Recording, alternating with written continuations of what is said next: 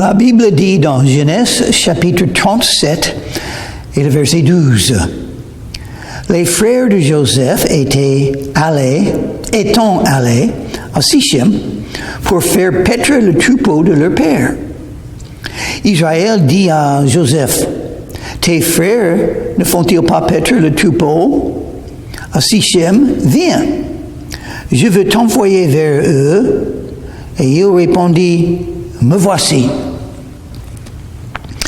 On voit dans ces versets la main de Dieu. Les 11 frères sont allés faire paître le troupeau. Ils ne sont pas là. Joseph est resté avec son père. Le père avait l'idée d'envoyer Joseph pour découvrir ce que les frères font, comment ça va. Tout ça, c'est la main de Dieu. Et c'est vrai dans chaque situation dans nos vies. Dieu agit. Dieu a ses raisons pour ce qu'il fait. On peut avoir beaucoup de foi en Dieu. Il est là. Tout appartient à lui. Il décide ce qui se passe. Et on voit Joseph a dit à son père, me voici. C'est quelqu'un qui a obéi son père, qui a honoré son père, qui est soumis à la volonté de son père, un bon serviteur. Si vous ne pouvez pas servir vos parents, comment est-ce que vous allez servir Dieu? Une des raisons, quand les 10 commandements sont écrits aux enfants, pour leur dire d'honorer, obéir, être soumis aux parents, c'est très important. Verset 14. Israël lui dit, va, je te prie, et vois si tes frères sont en bonne santé et si le troupeau est en bon état, et tu m'en rapporteras des nouvelles. Il envoya ainsi de la vallée d'Hébron, et Joseph alla à Sichem. Un homme le rencontra, comme il errait dans les champs, et le questionna en disant, que cherches-tu? Joseph ne pouvait pas trouver les frères au début, mais c'est la volonté de Dieu qui les trouve. Donc quelqu'un était là pour l'aider. Même ça, c'est la volonté de Dieu, la main de Dieu. Joseph répondit, je cherche mes frères, dis-moi, je te prie, où ils font paître le troupeau. Et l'homme dit, ils sont partis d'ici, et je les ai entendus dire, allons à Dothan. Joseph alla après ses frères, et il les trouva à Dothan. Ils le virent de loin, et avant qu'il soit près d'eux, ils complotèrent de le faire mourir. La haine est devenue le désir de tuer. Oui, c'est une des raisons qu'il ne faut pas avoir la haine. Si vous avez la haine, ça va vous mener à faire des choses horribles.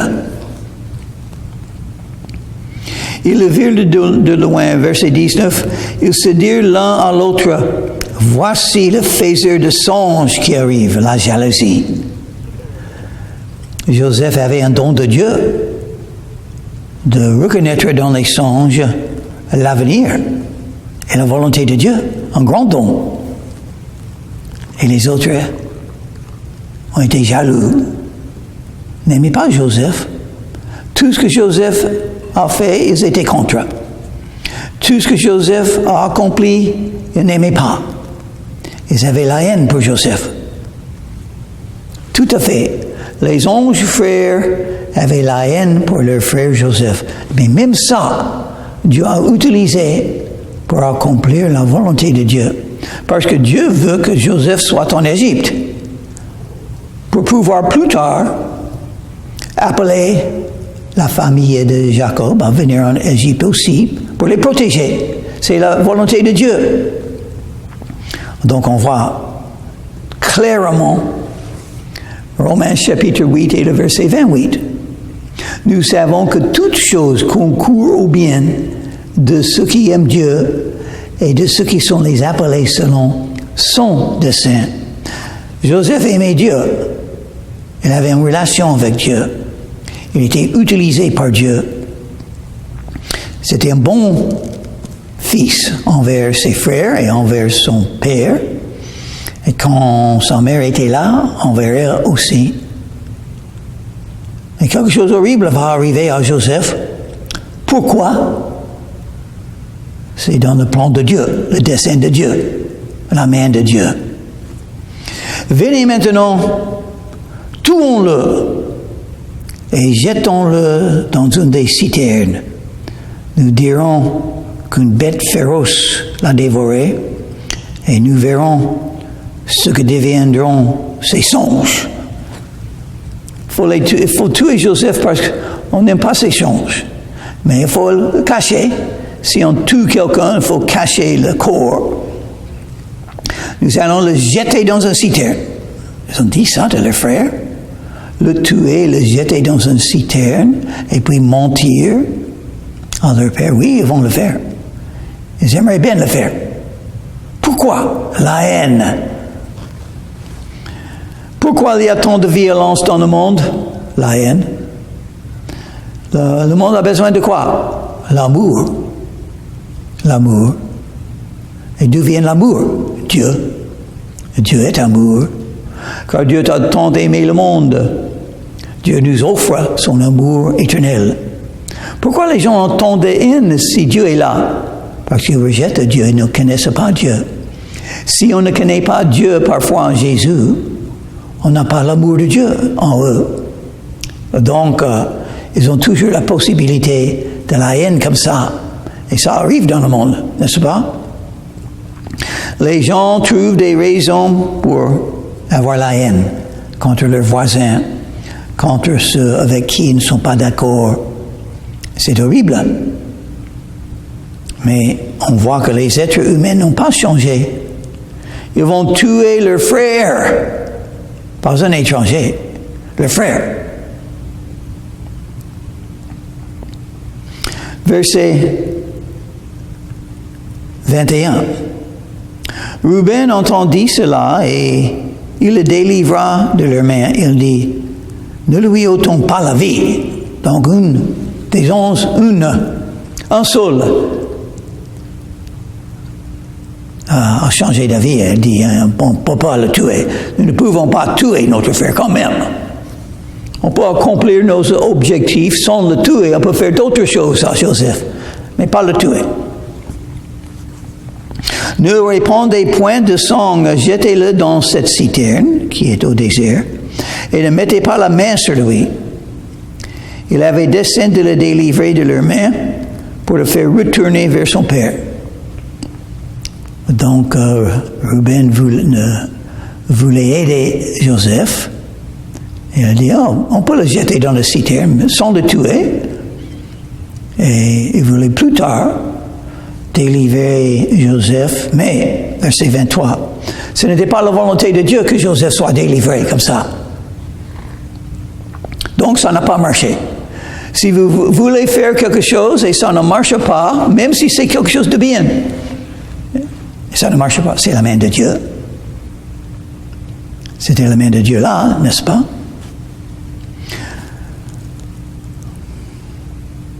Lorsque Joseph fut arrivé auprès de ses frères, ils le dépouillèrent de sa tunique.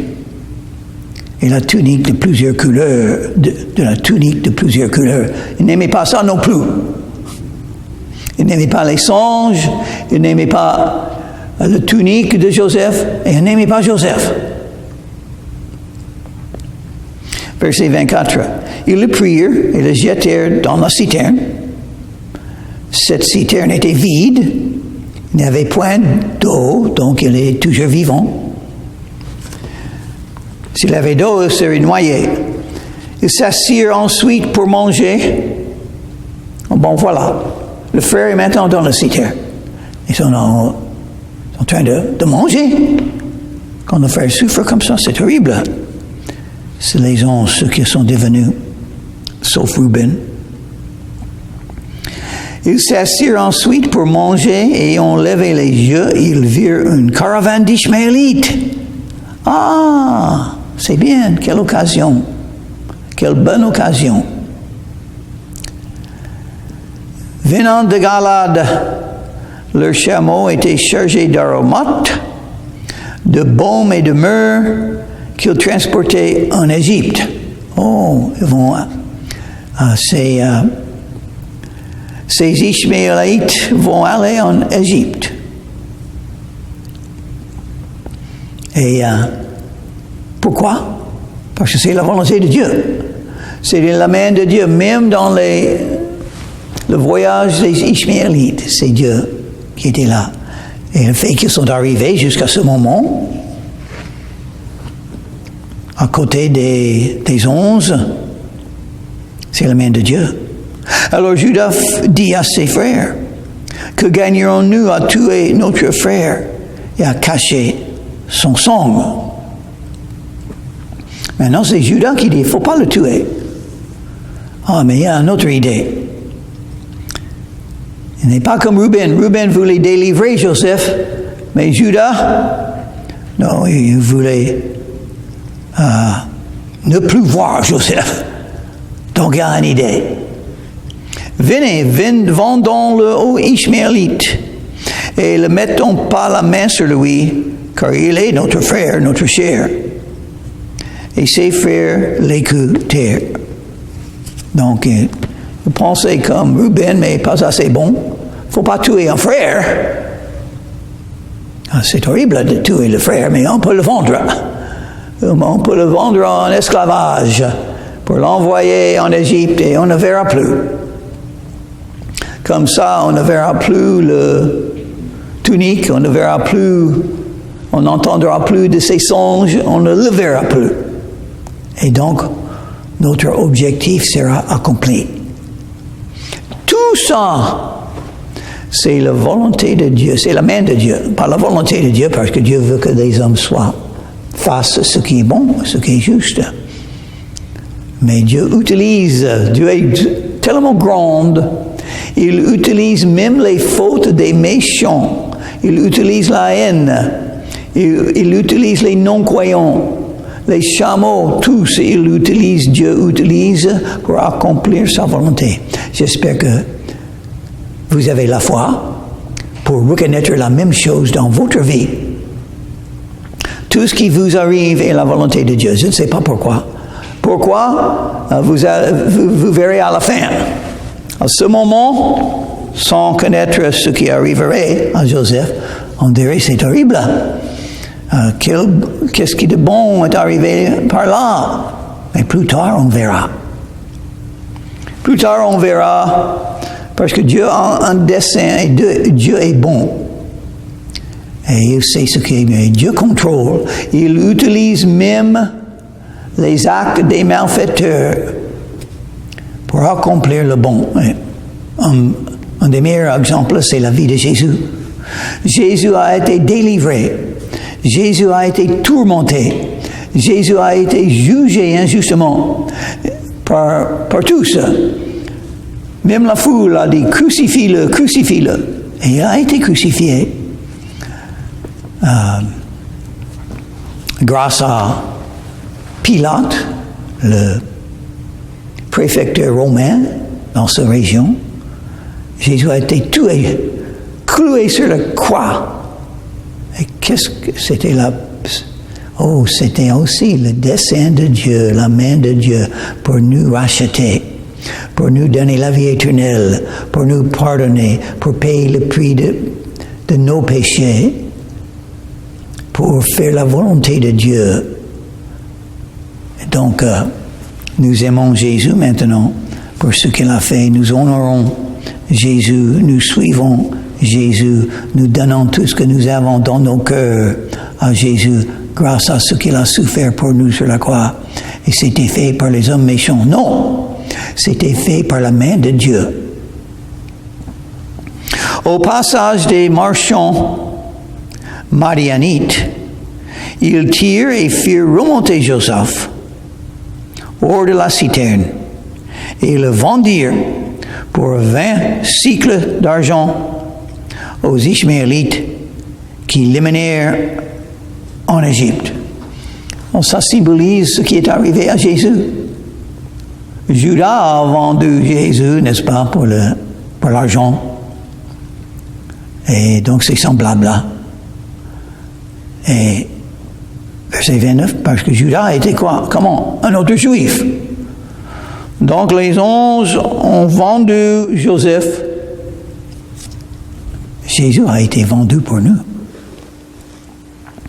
Ruben revint à la citerne, et voici, Joseph n'était plus dans la citerne. Il déchira ses vêtements. Donc évidemment, Ruben n'était pas là quand les 10 ont vendu Joseph aux marchands qui devaient aller en Égypte. Il retourna vers ses frères et dit, l'enfant n'y est plus. Et moi, où irai-je? Parce que c'était l'idée de Ruben de jeter Joseph dans la citerne. C'était son idée. Et maintenant, il n'est plus là. Donc Ruben, il n'est pas content aussi, il a peur. Et il est déprimé un petit peu. Peut-être plus qu'un petit peu, parce que son frère n'est plus là. Et son dessein, la volonté de Ruben ne marchait pas. Le plan de Ruben a été détruit.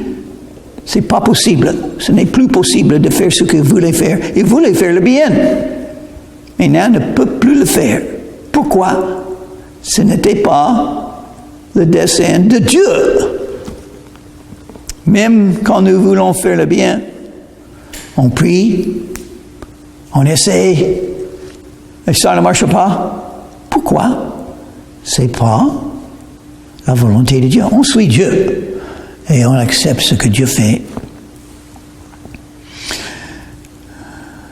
Ils prirent alors la tunique de Joseph et ont tué un bouc. Ils plongèrent la tunique dans le sang parce qu'ils ont un plan maintenant pour mentir à leur père. Ils envoyaient à leur père la tunique de plusieurs couleurs, en lui faisant dire, voici ce que nous avons trouvé. Reconnais si c'est la tunique de ton fils ou non. Oh. Ils savaient. Ils mentaient.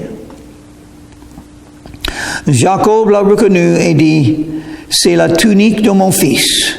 Une bête féroce l'a dévoré.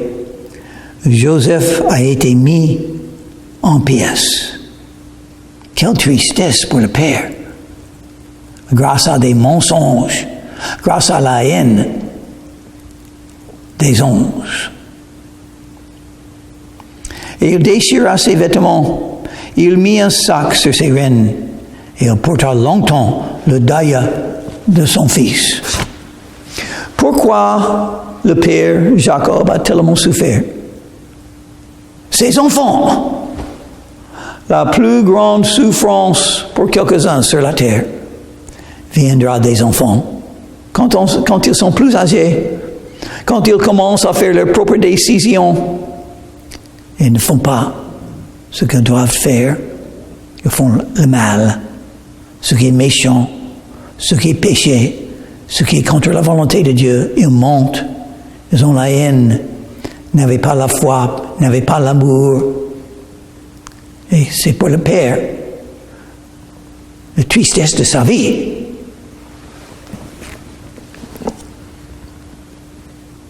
Oh, et qu'est-ce que les enfants de Dieu font? Combien de larmes coulent des yeux de Dieu à cause de ces enfants qui devraient le suivre, l'obéir, l'honorer, mais qui s'éloignent de lui.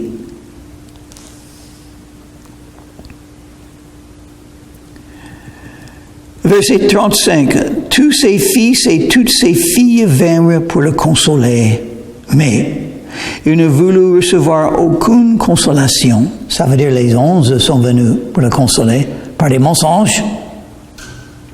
Il disait, c'est en pleurant que je descendrai vers mon fils au séjour des morts, Et il pleurait, son fils. Et il a dit, avec vérité, je vais pleurer jusqu'à la mort.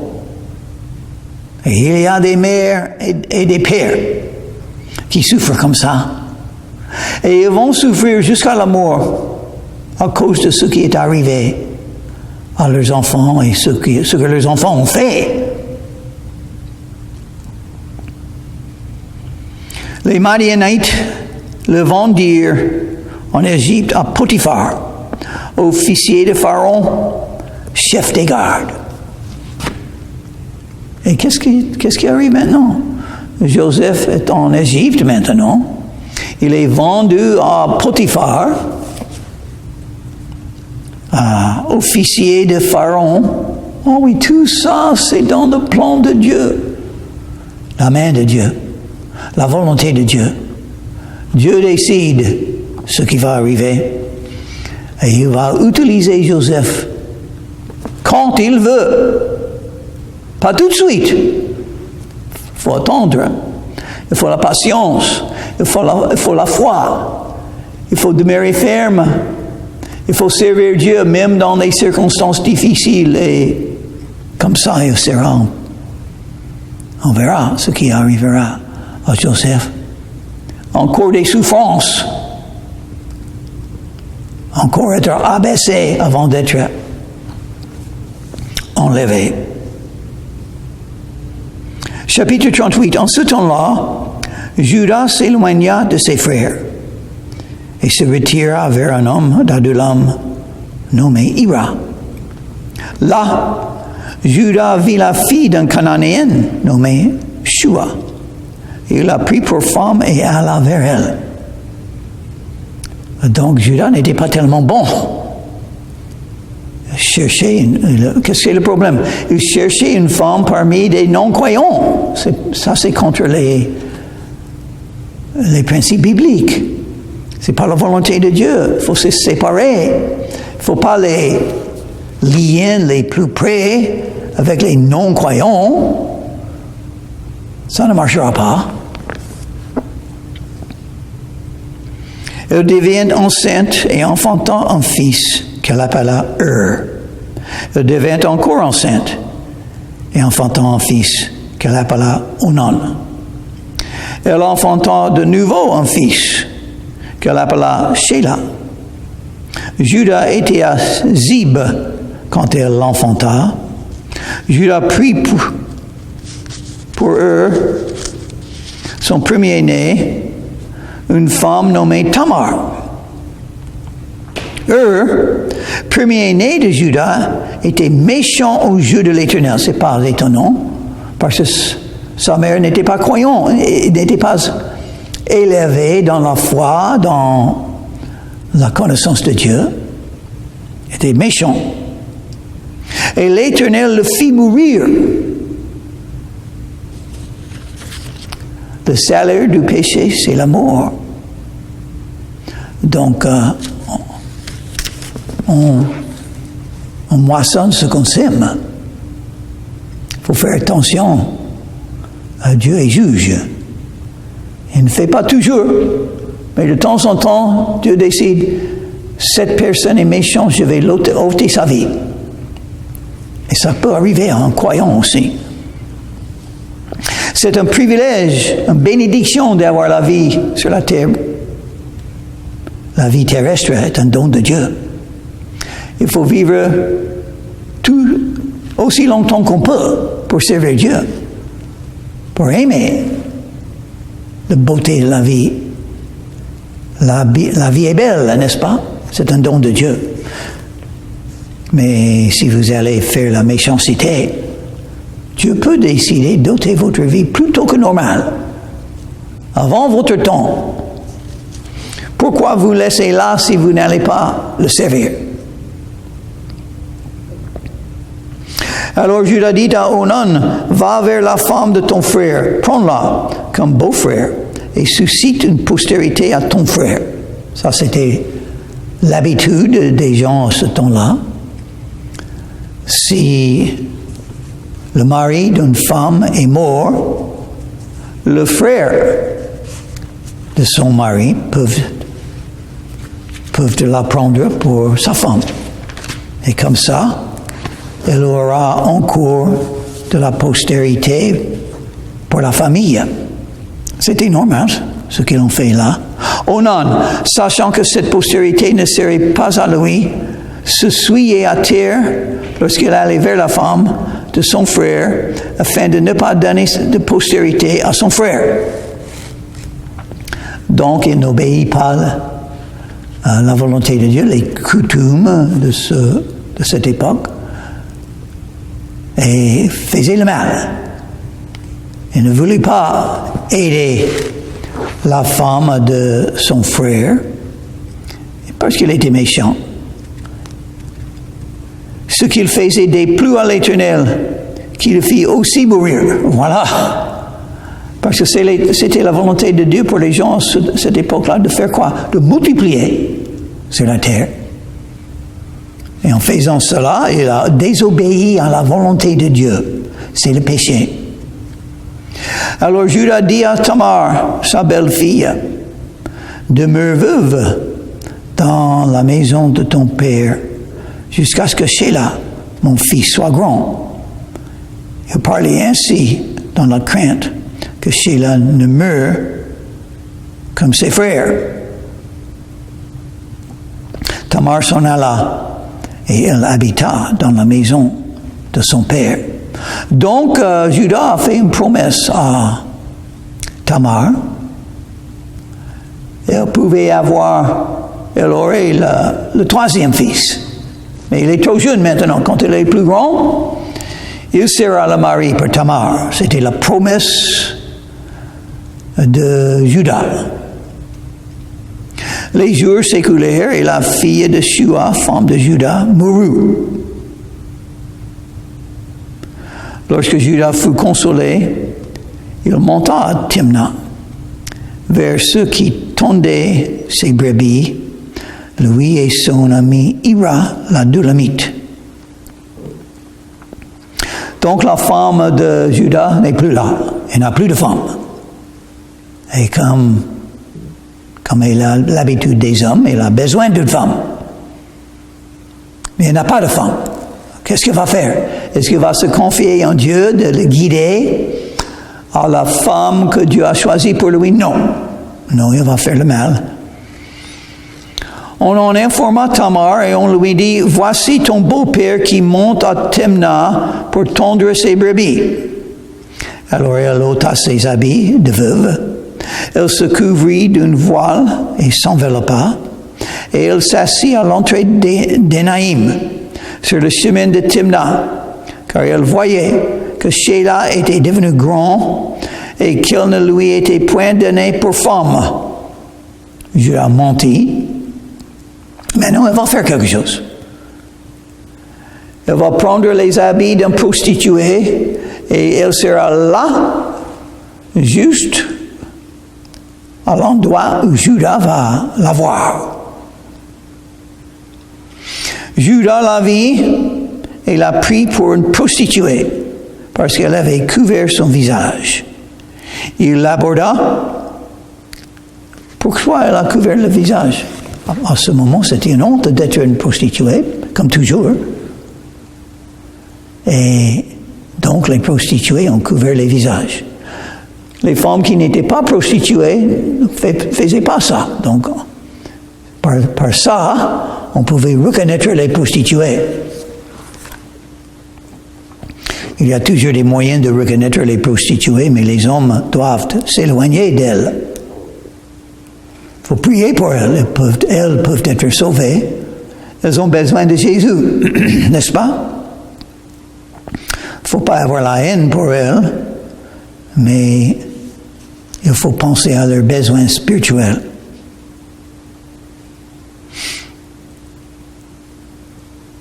Verset 16. Il l'aborda sur le chemin et dit, laisse-moi aller vers toi. Je veux avoir le sexe avec toi parce que vous êtes une prostituée, moi j'ai pas une femme. Car il ne connut pas que c'était sa belle-fille.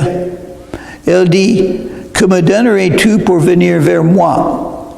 Et elle a dit, il faut me payer. Il répondit, je t'enverrai un chevreau de mon troupeau.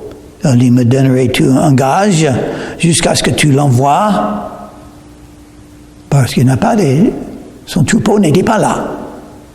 C'était seulement une promesse. Elle ne voulait pas une promesse, elle voulait d'autres choses. Il répondit, quel gage te donnerai-je? Elle dit, ton cachet, ton cordon et le bâton que tu as à la main. Et il lui donna. Puis il alla vers elle et elle devient enceinte de lui. Oh, qu'est-ce que c'est un des résultats du sexe? Un enfant. Si vous ne voulez pas avoir un enfant avec quelqu'un, il ne faut pas faire le sexe avec. Parce que c'est la raison biologique pour le sexe. Créer les enfants. Et un enfant mérite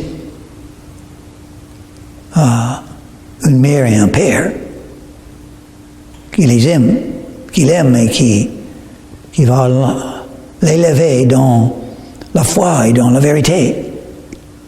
Mais pas comme ça. Maintenant, Judas, de ses péchés augmente. Maintenant, il a créé un enfant de la part de Tamar, sa belle-fille. C'est horrible, là. Ah oui, il faut faire attention. Le péché peut vous emmener à faire beaucoup de mal. Et les résultats peuvent être horribles. C'est mieux de faire les choses selon la volonté de Dieu, selon les commandements de Dieu.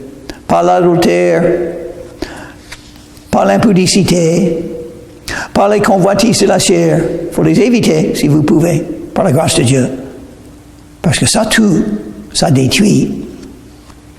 Et parce que c'est pas la volonté de Dieu. Qu'est-ce que c'est la volonté de Dieu pour un homme et une femme? On voit au début, Dieu a créé Adam et une femme pour lui, Ève. Et tous les deux ensemble, un couple. Ça, c'est la volonté de Dieu. Et c'est parce que le mariage symbolise la relation entre Dieu et un croyant, ensemble, liés, avec l'amour, travaillant ensemble. Et donc, ça, c'est la volonté de Dieu. Alors, peut-être vous n'avez pas une relation comme ça avec Dieu. Vous pouvez l'avoir parfois en Jésus. La Bible dit, Romains chapitre 10 et le verset 13, « Quiconque invoquera le nom du Seigneur sera sauvé. »